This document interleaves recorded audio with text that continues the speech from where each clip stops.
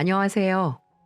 저는 얼마 전 5년간의 길다면 길고 짧다면 짧은 결혼 생활을 마치고 돌싱으로 돌아온 여자입니다. 사람이 사람 좋아하는 건 정말 한순간인 것 같아요. 왜 그런 말도 있잖아요. 누군가에게 반하는 데는 단 3초면 충분하다고. 그런데 전 이번 일을 겪으며 조금 다른 걸 느꼈습니다. 사랑했던 사람에게서 모든 정이 떨어져 버리는 데에도 단 3초면 충분하다는 걸 말이죠. 남편을 참 많이 사랑했는데 정말 단 한순간에 모든 정이 떨어지고 증오심마저 들더군요.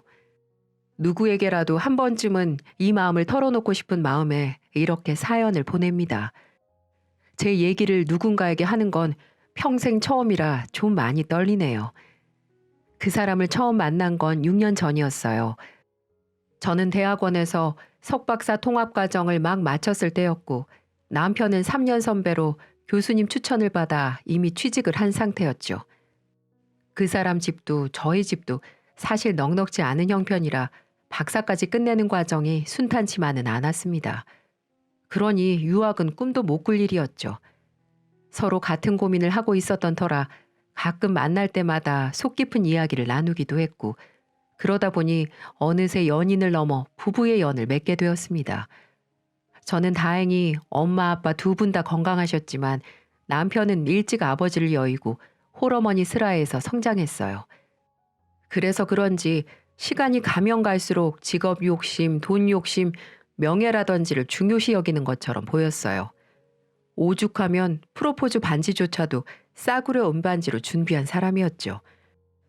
세영아, 내가 남들처럼 삐까뻔쩍한 이벤트나 비싼 보석 반지 못 해주지만 마음만큼은 누구보다 크다는 걸 알아줬으면 좋겠어. 나랑 결혼해줘. 자주 가던 카페, 자주 앉던 자리에서 정말 심플하고 덤덤하게 전하는 프로포즈였습니다. 큐빅 하나 박히지 않은 투박한 은반지였지만 저는 그 청혼을 승낙했죠. 다른 건 몰라도 그때까지만 해도 책임감 있고 자기 맡은 일에 최선을 다하는 성실한 사람이라 이 남자를 믿고 평생을 살아봐도 좋겠다는 생각이 들었으니까요. 하지만 그 생각은 결혼한 지 얼마 안 돼 무참히 깨지고 말았습니다. 마치 유리병이 깨지듯 제 마음도 하루하루가 피가 말라가기 시작했어요. 그렇게 저의 지옥 같은 결혼 생활이 시작됐습니다. 남들은 신혼 초에 여기저기 놀러도 다니고 맛있는 거 먹으러 다니면서 신혼재미 느끼느라 정신 없다던데 저는 무슨 조선신의 식모처럼 살아야 했어요. 업무 특성상 제가 남편보다 좀 빨리 출근하고 빨리 퇴근하는 편이었어요. 그러면 항상 퇴근할 때마다 제 발등엔 불이 떨어졌어요. 퇴근하는 길에 장을 봐야 했는데 절대 대형마트는 안 되고 꼭 재래시장을 가야 했죠. 가서도 콩나물 500원어치 두부 600원짜리 한 모. 이런 식으로 장을 받고 그나마도 영수증을 받아서 저녁이면 남편한테 검사까지 받아야 했어요. 항상 어이가 없었어요. 저는 어이가 없었지만 그래도 이해하려고 했었죠. 홀어머니랑 사느라 힘들게 살아서 그렇겠지. 그래도 쓸 땐 쓰겠지. 아끼는 게 나쁜 건 아니니까 하는 마음으로 참고 또 참았습니다. 그게 무려 3년이에요. 제 자신이 머저리 같습니다. 그럼 시어머니는 어땠냐고요? 모자가 아주 똑같았어요. 결혼하고 얼마 뒤 바로 시어머니 생신이라 시댁에 갔었는데 세상에 집안이 냉골인 거예요. 그날 기온이 영하 10도였는데 말이죠. 저는 보일러가 고장이라도 났나 싶어서 너무 깜짝 놀라 시어머니한테 물었죠. 어머니, 보일러 고장 났어요? 대체 언제부터 이런 거예요? 고장 났으면 진작 말씀을 하시지 왜 이러고 계셨어요? 많이 추우셨을 텐데 지금이라도 빨리 사람 부를게요. 얘는 사람을 부르긴 뭘 불러. 보일러 말짱할걸? 아유, 너는 내가 뭔 옷을 이렇게 얇게 입고 왔니? 내 옷 몇 개 줄 테니까 얼른 들어가서 껴입어. 제 등을 떠비는 시어머니 모습에 어리둥절했습니다. 연애할 땐 항상 밖에서 인사드렸어서 집에 간 건 사실 그날이 처음이었는데 세상에 알고 보니 보일러 아끼려고 전기장판 사용하며 한겨울을 지내고 있으셨던 거였어요. 아니 어머니, 그럼 씻을 땐 어떻게 하세요? 한겨울에 찬물로 샤워를 할 수도 없고 별 걱정을 다 한다이에 물이야 살짝 끓여서 섞었으면 되고 샤워는 뭐 혼자 사는데 샤워할 일이 얼마나 있다고. 그냥 한두 달에 한 번씩 목욕탕이나 가서 때 빼고 오면 되지. 뭐하러 집에서 온수를 펑펑 트니. 땅 파면 그 돈 나온다니?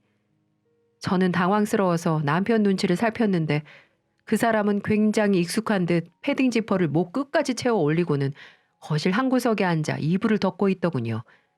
그렇게 몇 시간을 덜덜 떨고 있자 그제서야 보일러를 틀어주더군요. 밥 먹을 때까지 1시간만 틀자. 너는 나이도 젊은 것이 뭐가 그리 춥다고 바르르 떨고 있니. 어서 밥이나 먹자. 시어머니가 저녁밥이라며 상을 차려주셨는데 세상에 언제 했는지 알 수 없는 노랗게 말라버린 찬밥에 쉬어터진 김치와 나물 종류만 떡판이 상 위에 올려져 있더군요. 알고 보니 남편이랑 시어머니는 같이 사는 내내 외식 한번 해본 적이 없었고 반찬도 한 번에 4가지 이상 올라온 적이 없다고 하더군요. 정말 적응이 안 됐어요. 그렇게 식사를 마치고 설거지를 해야 되잖아요. 제가 설거지를 하려고 하니 보일러를 꺼버린 거 있죠. 아가, 고무장갑 끼고 하면 손 안 시린다. 그러니 후딱 치우고 와. 그러면서 두 모자가 드라마를 보는데 정말 얄미워 죽을 뻔했습니다.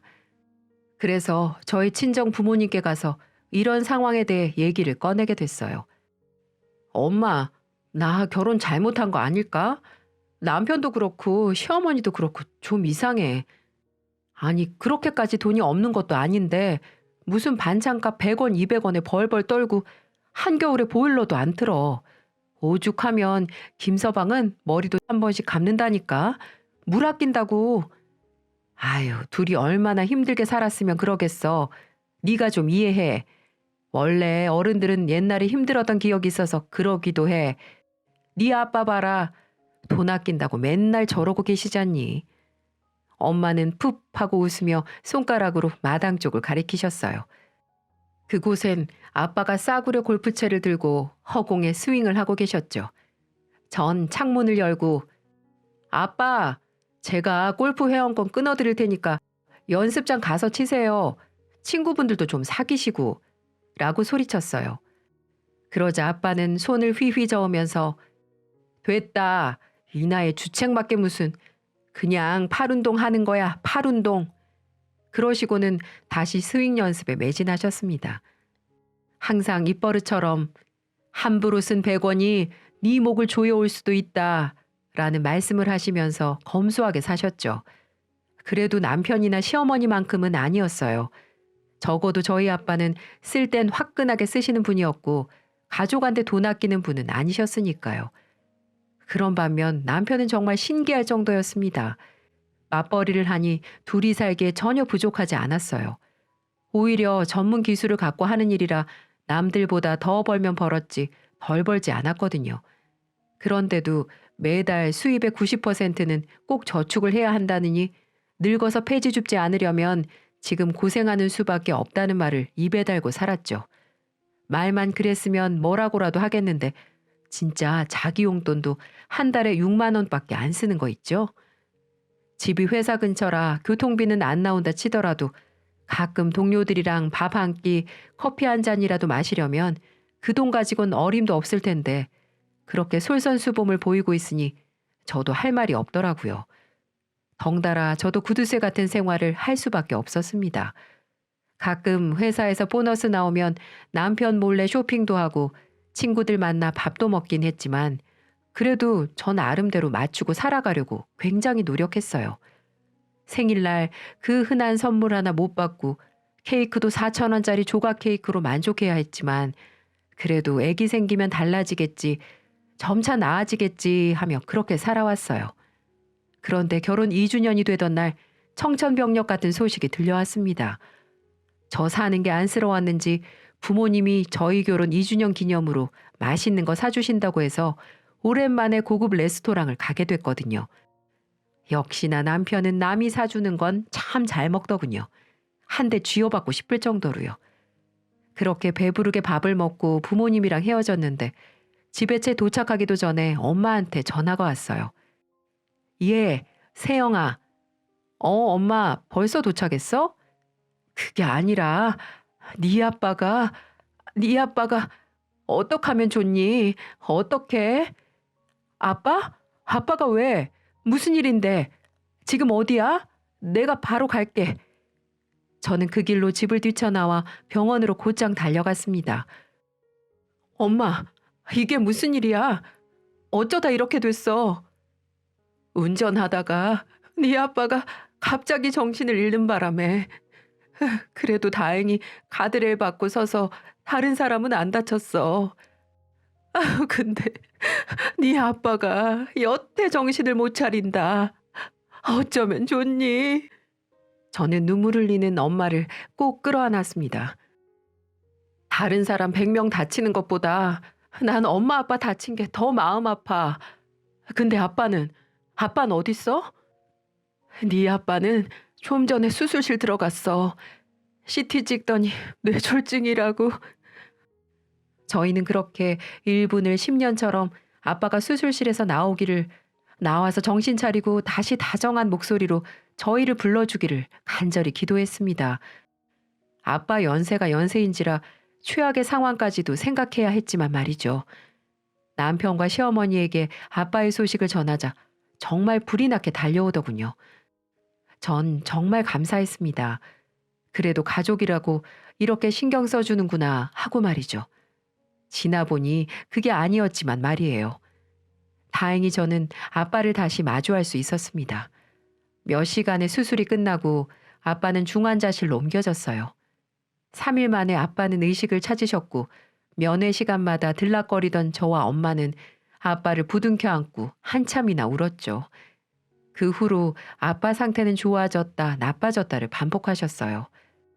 골프채를 휘두르실 만큼 건강하던 아빠는 한순간에 병든 노인이 되어 있으셨어요. 오른쪽 몸을 쓰는 게 힘드셔서 식사도 엄마가 먹여드려야 했고 화장실 가는 것도 굉장히 힘들었죠.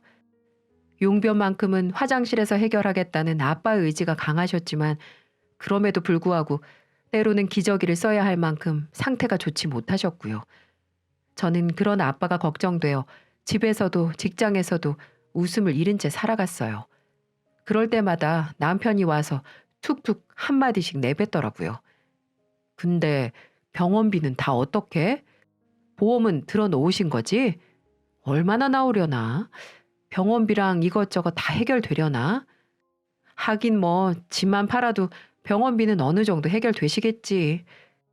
저는 그 소리에 욱해서 소리를 질렀습니다. 지금 그런 소리가 나와? 아빠가 저러고 계신데 당신은 병원비 생각이 나? 집을 팔라고? 집 팔면 아빠 다 나으시면 어떡할 건데? 우리가 모시고 살래? 당신 그럴 수 있어? 그리고 아빠 보험 잘 들여놓으셔서 그런 걱정 안 해도 되니까 신경 꺼. 한 번만 그 재수없는 소리 했다가는 가만 안 둘 줄 알아? 알았어? 제가 따다다다 몰아붙이자 남편은 당황한 듯 아니 뭐 그냥 난 걱정돼서 그렇지 뭘 화를 내고 그러냐? 라며 방으로 슬금슬금 기어들어가더군요. 처음이었어요. 남편이란 인간이 그렇게 역겹게 느껴진 게. 어떻게 장인이 쓰러져 병마와 싸우고 있는데 보험금부터 물어본 남편을 보고 그때부터 점점 제 마음이 차가워지기 시작한 것 같습니다. 그러던 어느 날 한창 일하고 있는데 시어머니에게서 전화 한 통이 걸려왔어요. 전화비 아깝다고 전화도 잘 안 하던 분이 웬일인가 싶어 바로 받았죠. 어머니, 어쩐 일로 먼저 전화를 다 주셨어요? 무슨 일 있으세요? 아니, 무슨 일은 없고 그냥 잘 지내나 궁금해서 전화해 봤다. 감사해요. 저희는 잘 지내고 있어요. 내가 요즘 꿈자리가 좀 뒤숭숭해서 말이야. 네 남편 진짜 별일 없지? 그럼요. 그 사람도 요즘 아주 잘 지내고 있어요. 그럼 너희 아버진가? 네? 아니, 내가 꿈이 좀 잘 맞거든. 곧 돌아가시려고 그러나 얼마 안 남았을지도 모르니까 안사돈 보고 마지막까지 잘 챙겨드리라 그래. 혹시 숨겨놓은 재산 없는지도 좀 알아보시라고 하고. 안 그래도 싱숭생숭해 죽겠는데 시어머니가 대뜸 전화해서 그런 소리를 하니 어찌나 열불이 나던지요. 아니 어머니, 무슨 말씀을 그렇게 하세요? 저희 아빠가 왜 돌아가세요? 요즘 조금씩 괜찮아지고 계시거든요. 의사도 점점 좋아지고 있다고 말했다고요. 안 그래도 속상한데 왜 그런 말씀을 하셔서 사람 속을 뒤집어 놓으세요? 그런 소리 하실 거면 전화하지 마세요. 저는 그렇게 소리를 지르며 전화를 끊어버렸습니다. 전화를 끊고 나니 눈물이 펑펑 흐르더군요. 정말 아빠가 돌아가실까봐 무섭기도 하고, 아빠가 돌아가시면 난 어떻게 해야 하나 두렵기도 했고요. 그래서 혼자 얼마나 울었는지 모르겠어요. 오죽하면 옆 팀 직원들까지 와서 무슨 일 있냐고 달래줄 정도였으니 말이죠. 그런데 노래 가사에도 그런 말이 있잖아요. 왜 슬픈 예감은 틀린 적이 없나. 네, 아버지는 그로부터 몇 주 후 결국 돌아가셨습니다. 점점 좋아지고 있다고 했었는데, 그래서 엄마가 오랜만에 집에서 자고 오겠다고 병실을 비우셨던 날 아빠는 홀로 눈을 감으셨습니다. 왜 하필 그날이었던 건지, 왜 좋아지고 있다던 아빠가 한순간에 그렇게 돌아가셨는지 정말 모든 게 혼란스러웠어요. 울다 쓰러지다 반복하고 계시는 엄마를 모시고 겨우겨우 장례식장을 알아보고 아빠 빈소를 차리고 남편에게 얘기해 주변 분들께 부고를 알리면서도 저는 실감이 나질 않았습니다. 정말 아빠가 돌아가신 게 맞는지, 혹시 이 모든 게 꿈은 아닌지 싶었죠. 그래서 그런지 눈물도 안 나오더라고요. 그런데 하나 둘씩 사람들이 찾아오고 제 손을 붙잡고 어떡하면 좋니 하며 위로를 건네는 모습을 보자 그제야 실감이 나기 시작했어요. 아, 이제 정말로 아빠가 없구나. 태산 같았던 아빠가 이렇게 한순간에 사라지셨구나. 그제서야 전 눈물이 터져나오기 시작했어요. 그런 저를 보며 아빠 친구분들은 이 정도면 그래도 호상이라며 위로 아닌 위로를 전하기도 하셨지만, 세상에 사람 죽음 앞에 좋은 죽음이라는 게 어딨겠어요. 유독 저를 예뻐해 주셨던 아빠이셨던 만큼 제 슬픔도 컸습니다. 그렇게 3일장이 끝자락으로 가고 있을 때였어요. 둘째 날이 저물고 발인을 몇 시간 앞두고 있는 새벽 시간이었죠. 손님도 없고 엄마나 저나 이제 울 기운도 없어서 그저 장례식장 한쪽 벽에 기대어 멍하니 아빠 영정사진만 바라보고 있었어요. 손님들 식사하는 테이블 옆에서 한참 코골며 자고 있던 남편이 깨서는 성큼성큼 다가오더군요.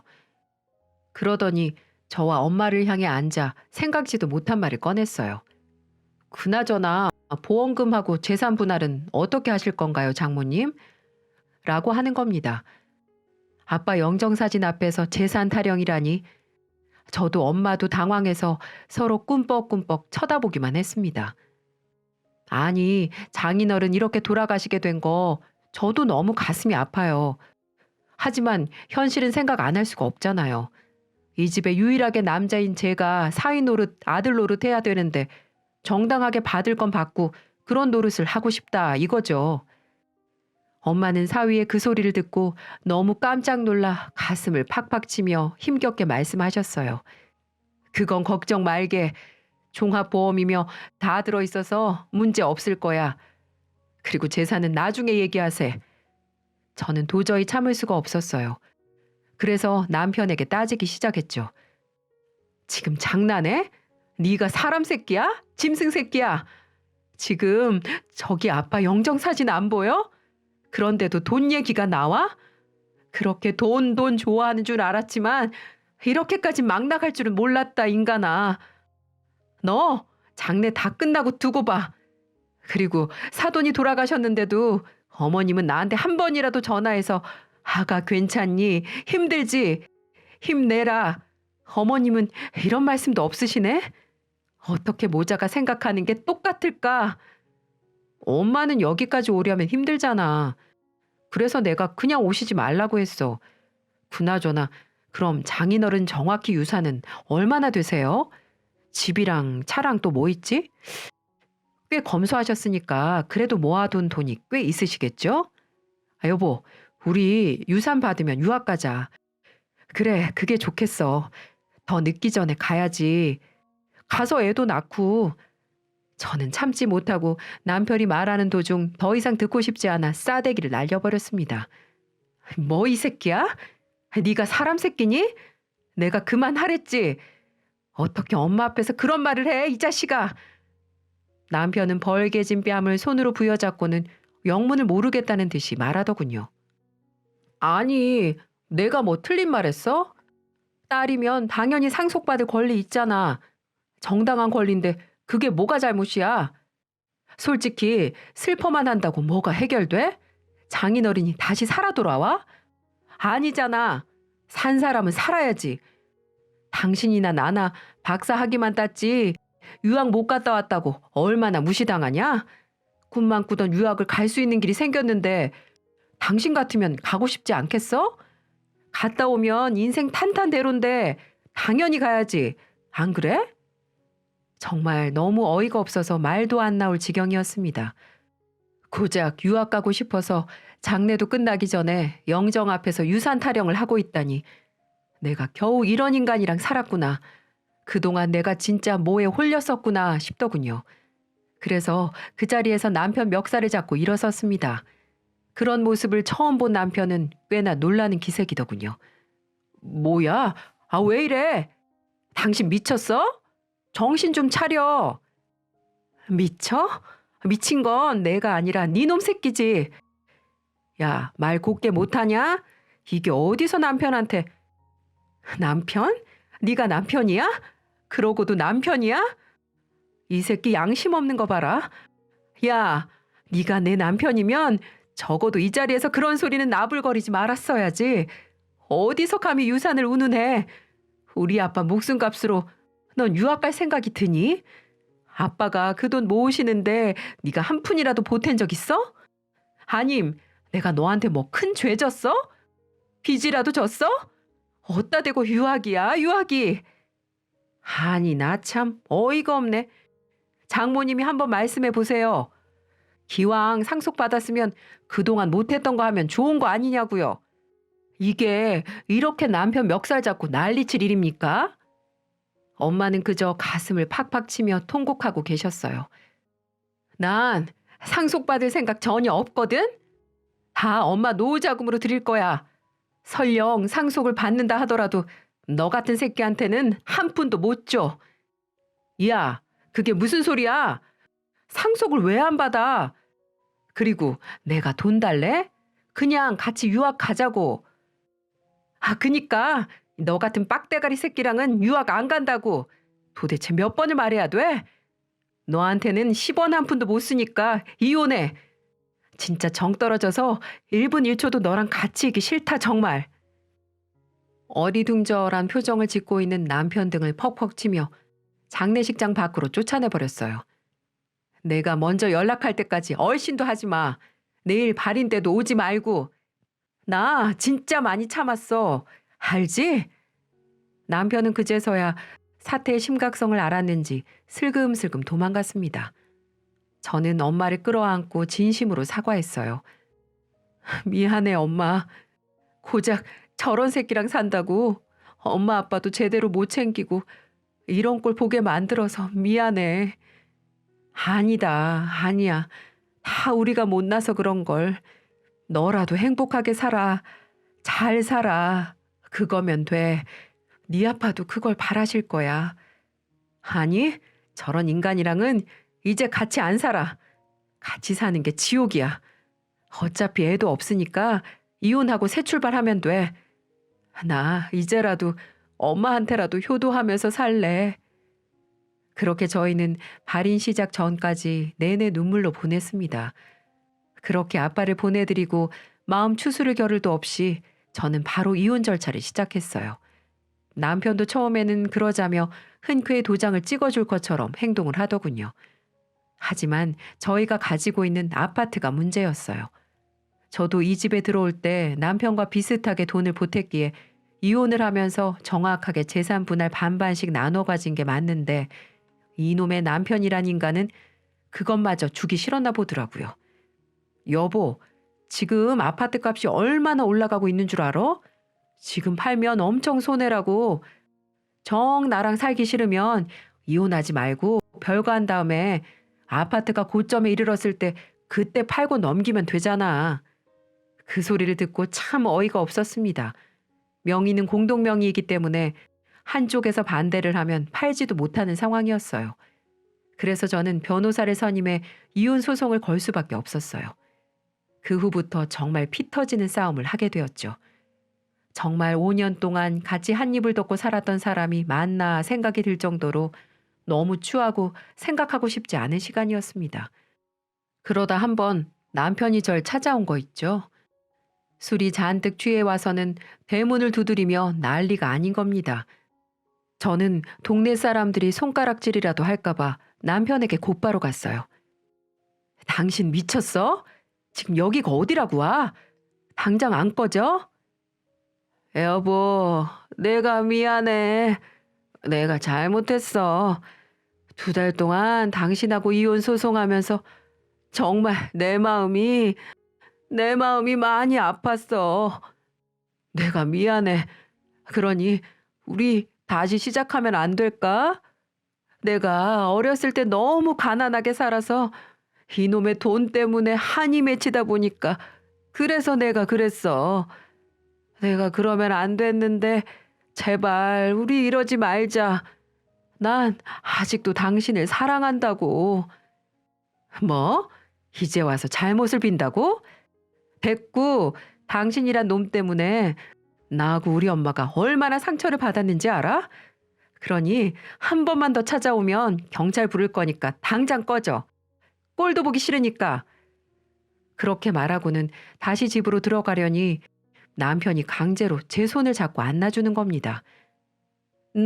놓으라고. 당장 안 놔? 경찰 부르기 전에 놓으라고.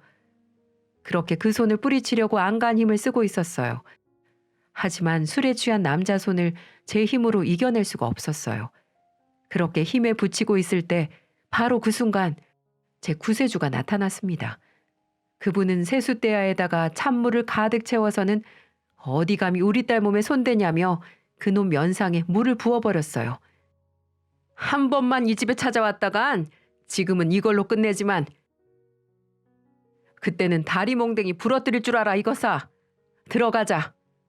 라고 말을 하신 그분은 바로 저희 엄마였습니다. 장례식장에서 사위 말에 눈물을 흘린 그 연약한 어머님이 아니셨어요. 저희 엄마에게 이게 뭐예요? 지금 뭐 하는 거예요? 라고 말한 전 남편 놈은 물에 빠진 생쥐처럼 어쩔 줄 몰라 했습니다. 아무래도 그렇겠죠. 추운 날씨에 차가운 물을 온몸에 젖혔으니 안 봐도 뻔한 게 아니겠어요? 우리 엄마 덕에 그 인간은 그나마 술이 확 깨서 돌아가는 듯 보였습니다. 그 이후 1달 정도 더 있다 이혼을 깨끗하게 마무리 지을 수 있었어요. 물론 남편 뜻대로 되지 않고 재산을 반반 나누게 되었어요. 오히려 정신적인 스트레스로 인해 위자료를 청구할 판이었지만 그 인간과 더 이상 엮이고 싶지 않아 지금은 연락처도 바꾸고 새 인생을 살아가고 있네요. 그래도 엄마랑 같이 살면서 그동안 못했던 효도하며 사니까 예전보다 마음은 훨씬 편해요. 아무 때나 훌쩍 드라이브도 다니면서 오랜만에 엄마랑 시간을 보내고 있습니다. 지긋지긋한 남편 놈에게서 벗어나니 세상에 참 맛있는 음식도 많고 재밌는 것들도 많더라고요. 이제는 그 모든 것들을 엄마랑 함께 즐겨보려고 합니다. 아빠가 안 계시다는 게 너무 슬프고 가슴 한켠이 뻥 뚫려버린 것 같지만 씩씩하게 잘 살아보려고요. 아빠도 그걸 더 좋아하실 테고요. 여러분, 제가 뭐 대단한 인생을 산 건 아니지만 이 말씀만은 꼭 드리고 싶어요. 돈에 죽고 돈에 사는 사람에게 결국 나라는 존재는 없어요. 나를 진정으로 사랑하는 사람이라면 그렇게 돈에 목숨 걸진 않을 겁니다. 아끼는 거 좋죠. 근데 돈의 영혼을 팔아버린 사람이라면 그 곁에 함께하지 않으셨으면 좋겠어요. 저는 너무 불행했거든요. 제 얘기는 여기까지입니다. 지금까지 긴 이야기 들어주셔서 감사합니다.